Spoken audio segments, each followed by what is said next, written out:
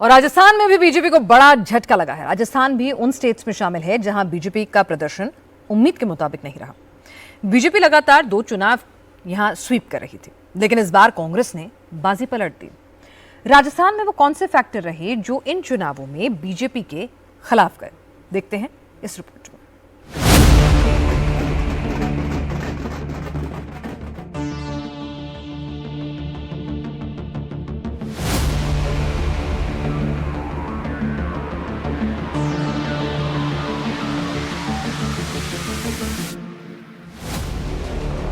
2014 में 25, 2019 में 24 और 2024 में 14। ये वो नंबर नहीं है जिसकी उम्मीद बीजेपी को थी। राजस्थान वो स्टेट था जहां से बीजेपी पिछले 2 लोकसभा चुनावों में एक भी सीट नहीं हारी थी। पिछले साल पार्टी ने विधानसभा चुनाव में बड़ी जीत हासिल की, लेकिन 5 महीने में माहौल बदल गया। सीएम भजन लाल शर्मा अपने पहले ही टेस्ट में फेल हो गए। वो जिस पूर्वी राजस्थान से आते हैं, वहां हाथ की ऐसी सफाई हुई कि कमल साफ हो गया।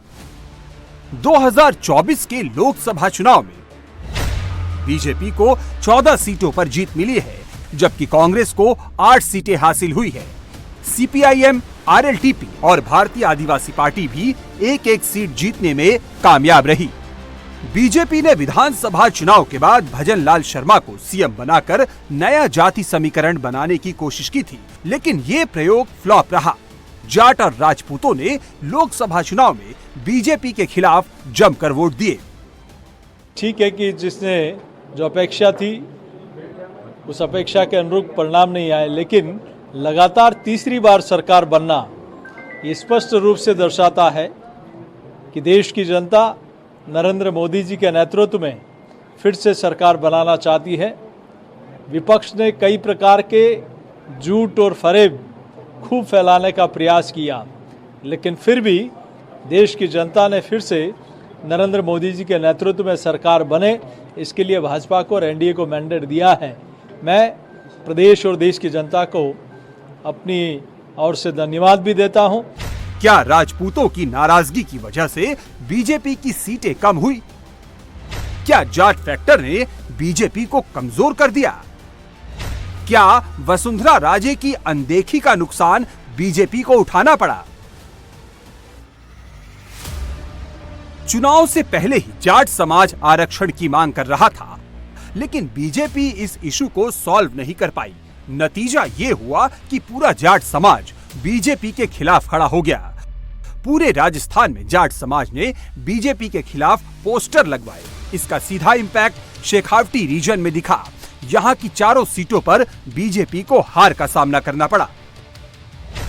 2019 में एनडीए के साथ मिलकर चुनाव लड़ने वाले हनुमान बेनीवाल इस बार कांग्रेस गठबंधन के साथ नागौर सीट से मैदान में थे।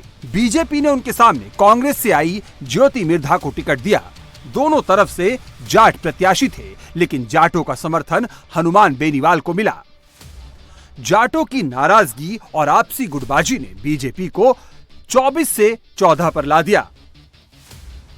चूरू से चुनाव जीते राहुल कस्वा ने 2019 में यहां से कमल खिलाया था। बीजेपी ने राहुल कस्वा का टिकट काटा तो वो कांग्रेसी हो गए। बीजेपी ने इंटरनेशनल प्लेयर देवेंद्र झाझरिया को टिकट दिया, लेकिन वो राहुल कस्वा को चुनौती नहीं दे पाए और ये सीट को लेकर काफी नाराजगी थी। प्रधानमंत्री की रैली के बावजूद जाट समाज का गुस्सा खत्म नहीं हुआ। बीजेपी के भीतर गुटबाजी के चलते जाट समाज से आने वाले जगदीप धनखड़ को उपराष्ट्रपति बनाने का फैसला भी काम नहीं आया। बीजेपी ने यहां से अपने मौजूदा सांसद नरेंद्र कुमार का टिकट काटकर 2 बार विधानसभा चुनाव हार चुके शुभकरण चौधरी को टिकट दिया, तो कांग्रेस की तरफ से दिग्गज जाट नेता शीश राम ओला के बेटे ब्रिजेंद्र ओला को मौका मिला। ओला ने मौके पर चौका मारा और दिल्ली का टिकट कटा लिया। सीकर लोकसभा सीट से सुमेधानंद सरस्वती लगातार 2 चुनाव जीत चुके थे और हैट्रिक लगाने की कोशिश में थे, लेकिन सीपीआईएम के टिकट पर उतरे अमरा राम ने उनका पूरा समीकरण बिगाड़ दिया। कांग्रेस ने भी अमरा राम का समर्थन किया और एंटी बीजेपी वोटों की एकजुटता की वजह से अमरा राम संसद पहुंचने में कामयाब रहे।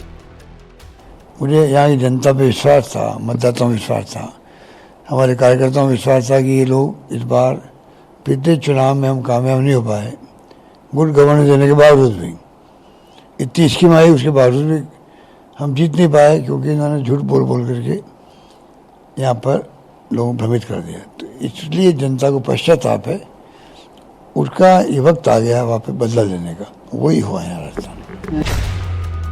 राजस्थान में बीजेपी की हार की एक बड़ी वजह राजपूतों की नाराजगी थी। राजपूतों की ये नाराजगी विधानसभा चुनाव के समय से ही चल रही थी। बीजेपी की तरफ से टिकट बंटवारे में कम हिस्सेदारी मिलने की वजह से राजपूत नाराज थे। हालांकि विधानसभा चुनावों में राजपूतों का समर्थन बीजेपी को मिला, लेकिन चुनाव से ठीक पहले पुरुषोत्तम रुपाला के बयान ने राजपूतों को बीजेपी के खिलाफ कर दिया। गुजरात के अलावा अगर रुपाला के बयान के खिलाफ सबसे ज्यादा कहीं नाराजगी थी तो वो राजस्थान में ही थी। बीजेपी राजपूतों को मना नहीं पाई। राजस्थान में जाट और राजपूतों की नाराजगी का एक और बड़ा फैक्टर वसुंधरा राजे को भी माना जा रहा है। राजपूतों की बेटी और जाटों की बहू वसुंधरा राजे की दोनों समाज पर जबरदस्त पकड़ है, लेकिन विधानसभा चुनाव से ही वसुंधरा को साइडलाइन करने की वजह से राजपूत और जाट समाज बीजेपी के खिलाफ हो गया। हमारी सरकार तो बनी रही है केंद्र में, सबसे बड़ी बात तो वो है।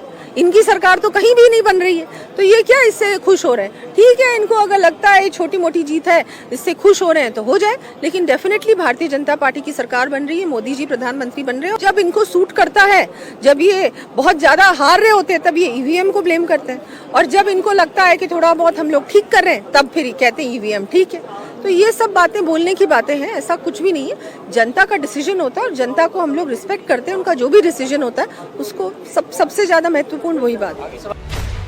लोकसभा चुनाव में वसुंधरा का नाम बीजेपी के स्टार प्रचारकों की लिस्ट में था, लेकिन वसुंधरा ने कहीं भी बीजेपी के लिए कैंपेन नहीं किया और खुद को झालावाड़ सीट पर सीमित कर लिया।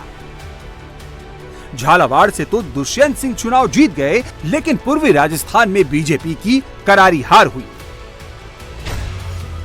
दौसा से कांग्रेस के मुरारी लाल मीणा को बड़ी जीत मिली। भरतपुर से संजना जाटव, करौली धौलपुर से भजन लाल जाटव भी कांग्रेस के लिए सीट जीतने में कामयाब रहे।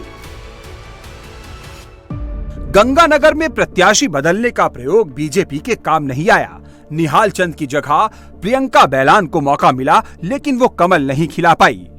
पंजाब बॉर्डर से सटे गंगानगर में किसान आंदोलन का खूब असर देखने को मिला था। किसानों की नाराजगी के दम पर कांग्रेस के कुलदीप इंदौरा चुनाव जीत गए। पिछले 2 चुनावों में अपना खाता भी नहीं खोल पाने वाली कांग्रेस की वापसी के पीछे उसकी रणनीति का भी बड़ा रोल रहा। अशोक गहलोत और सचिन पायलट के बीच गुटबाजी को पार्टी ने खत्म कराया। जिस रीजन में पायलट का सियासी आधार है, वहां कांग्रेस ने उन्हें फ्री हैंड दिया। कांग्रेस ने पायलट के करीबियों को लोकसभा का टिकट दिया।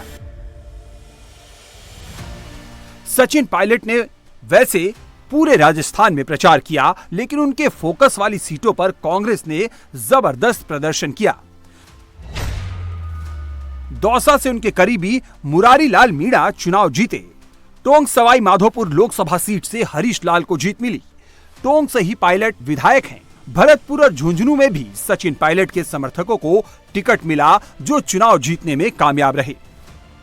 चुनाव के दौरान आरक्षण और संविधान बदलने का नैरेटिव भी बीजेपी के खिलाफ गया और दलित वोटर कांग्रेस के पाले में खड़े हो गए। बीजेपी राजस्थान का जाति गणित सॉल्व नहीं कर पाई, जिसका सीधा फायदा कांग्रेस ने उठाया। उसे जाट, राजपूत, गुर्जर और दलितों के वोट मिले और 10 साल बाद राजस्थान से 8 नेताओं ने दिल्ली का टिकट कटा लिया।